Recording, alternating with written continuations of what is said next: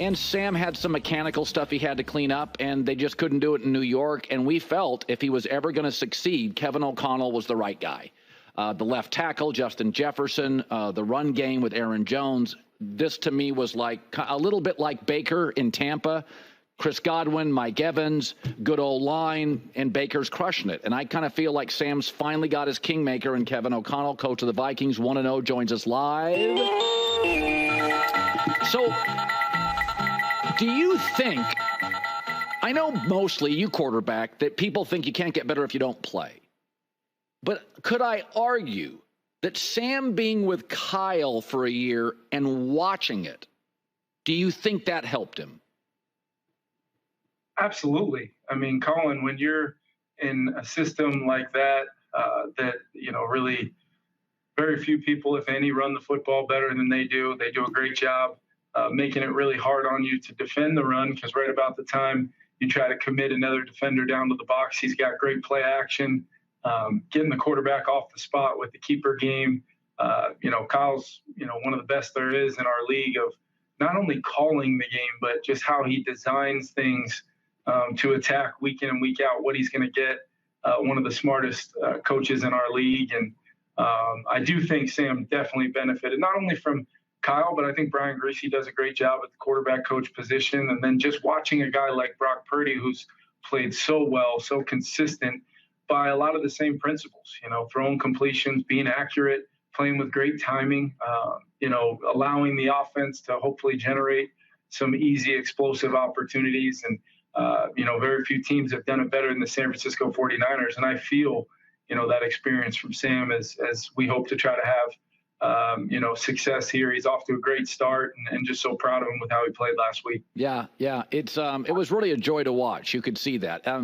San Francisco, we said, I would not want to face the Niners in the first week of the season. I don't want to see Shanahan 6 weeks preparing a game plan. I don't care if Christian plays or not. It's like he and Andy Reid, McVay's second half game plan, yours against the Giants. I don't want to face any of you guys in the first week. I want to get something on tape. When you look at the Niners without Christian McCaffrey, be honest, you're not sleeping well this week, right? Like they got so many weapons. What do you make of their offense? It's not only just their offense, Colin. They've got impact players, at every level of their defense. You just go through the personnel, as a coaching staff, when you start the week out leading into the game week and when we'll eventually present the game plan to the players. And you just see whether it is Trent Williams. Obviously, the quarterback position has been played as well as anybody in Brock Purdy. They've got the ability for their run game with Christian McCaffrey as the best running back in football, to even, come to life and look so impactful against the Jets in that opener. And I think, that running back's a good player, and he wouldn't be there as their next man up if he wasn't. Kittle, Debo, Ayuk, the list goes on. And then you go over to the defensive side. They have the best outside defensive end rusher in football. They've got a great interior. They signed Leonard Floyd, who I was around in L.A., who I have always had a ton of respect for. The great linebacker play, from Fred Warner, probably the best middle linebacker in football. And then I think Ward has really ascended as a pretty elite corner, and when they're healthy and get Hufanga back, it's, you can't stop. You just keep on going with the personnel that they have.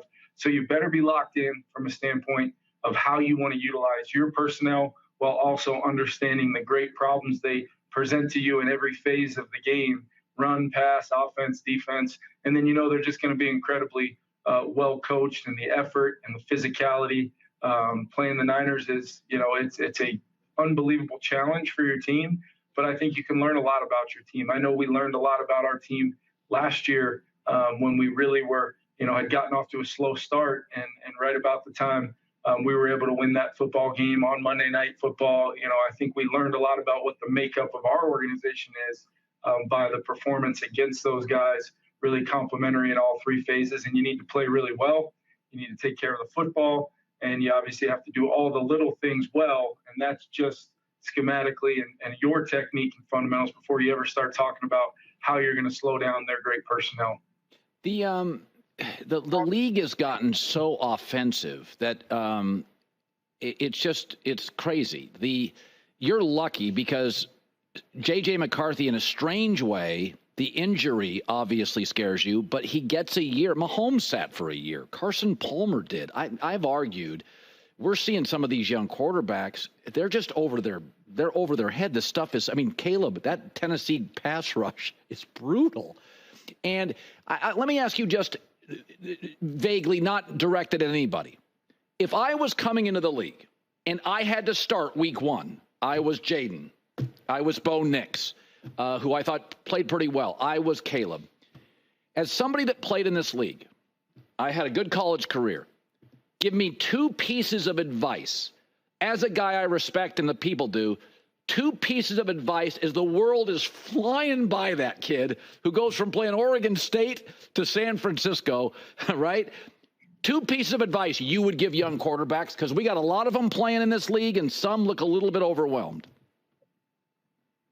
Yeah, I think, the first piece of advice would be to just trust your feet and eyes and drill the schematics of and the fundamentals of your own personal footwork, timing, rhythm, and trust the rhythm that's being coached by your coaches to allow you to then navigate the pocket and possibly create off schedule.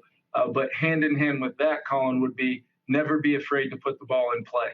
You might not always be holding the ball for 2 extra hitches to launch a ball downfield, or it might not be, throwing in between the hashes and the intermediate level. If defenses are going to give you the opportunity to throw completions, get the ball in space to some of your playmakers, I do believe for any young quarterback, every completion can have a negative effect on the defense and a positive effect. Much like in basketball, the analogy of, very few people besides Steph Curry can start out an NFL game just ripping 25-foot 3-pointers. You get a guy to the free throw line or you get him some easy buckets early, that rim starts feeling a little bit bigger, and you start seeing more shots go down. It's similar in our game, pitching, catching to really kind of, and that's what I thought Sam did so well last weekend, starting 12 for 12. He played fundamentally sound. He played with great eyes, and he absolutely drilled some throws that were there for him, and then just got into a rhythm where now, the field seems bigger, the space seems larger, and you just have to do a good job as a play caller trying to continue the flow of the game as much as you can, while also thinking about how you're utilizing your personnel. But those would be the 2 things I would say, Colin. And we didn't even talk about blitz checks or, understanding their role in the run game, or understanding the play clock and the crowd noise and cadence and all those things, so you can get the point. I think you're exactly right. It's a tough ask. Having studied a lot of these quarterbacks last year, I think they're all more than capable of being quick learners and playing really good football. So I'll be watching all those guys for sure. Finally, I got to ask you about a guy. You were in L.A. with McVay. Mark Sanchez said this yesterday, and I said it Sunday after the game.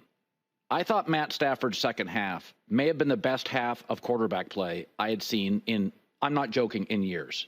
It was insane. He was missing 3 offensive linemen on the road, Sunday night, pass rush. Puka Nakua's out. Kevin, he made 2 throws. I don't know how he saw the person. I want to ask you, because you don't have to play him in the near future, what's his magic? Like when you were at practice, you've had all these quarterbacks. If I'd never seen him play, I said, Kevin, what's Stafford's secret sauce? Because is it instinct? What is his secret sauce? Well, we do play them coming up, but thank goodness it's a short week, so they won't be able to use any of my bulletin board material. I know Matthew and Sean are, Sean McVay is one of my, closest friends in this league, and Matthew Stafford, really getting a chance to coach him was really changed my whole perspective on the quarterback position. But I can tell you this, Colin, Matthew Stafford really has every trait that you want as an NFL quarterback, but where he is truly, at the top of any chart you can find, this guy has an unbelievable ability to make every single throw from just about every body position that you would. Maybe not always the ones that some of the other guys in our leagues can do, moving off the spot and all those things, but he can in the pocket, out of the pocket, whatever it is, he can adjust his arm angle and put the ball anywhere he wants on the entire football field. So that's the starting point. Then he's got such an unbelievable, tool set from a field vision standpoint. He can tell you the smallest detail about leverages, techniques, what this defender did on the backside of the formation. Even though he was looking to the right, he still knew what the guy on the left did that allowed him to almost, throw things. Never blind because he had the field vision to see it all, but just unbelievable from a standpoint of that. And then flat out to be the guy that holds it that one click, and you saw that Sunday night. Yeah. You got to be a different kind of cat now, Colin, to stand in there. I know that pass rush really well. They're one of the best in the league in Detroit, rushing the quarterback. To stand in there over and over again, knowing you're down a tackle, knowing that you've got to do some things possibly with your eyes or holding on to the football to throw it and find completions. Couldn't agree more. I think Matthew is just fantastic. I think Sean is, one of the best in our league at what he does, not just as a play caller and an offensive coach, but just as a head coach of an organization. Can't tell you enough the impact both of those people had on me. But I sure, outside of a Thursday night coming up here in October or November, whenever it is, I'm always watching those guys and rooting for them. Yeah, they'll forget this clip. And you said nice stuff, so you're not going to get in trouble with these guys. Bulletin board material. I know. Like Matt Stafford and McVay need bulletin board material.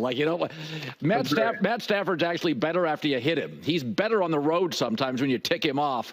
Kevin O'Connell, good luck. Niners is quite a task. Congrats to you and Sam. Say hi to Sam. I love him. Great kid. Thank you so much. Will do, Colin. Thank you. Hi, everybody. It's me, Uncle Colin. Subscribe here to get the latest from the herd, including exclusive behind-the-scenes videos and more, wherever you may be, however you may be watching. Thanks again for making us part of your day.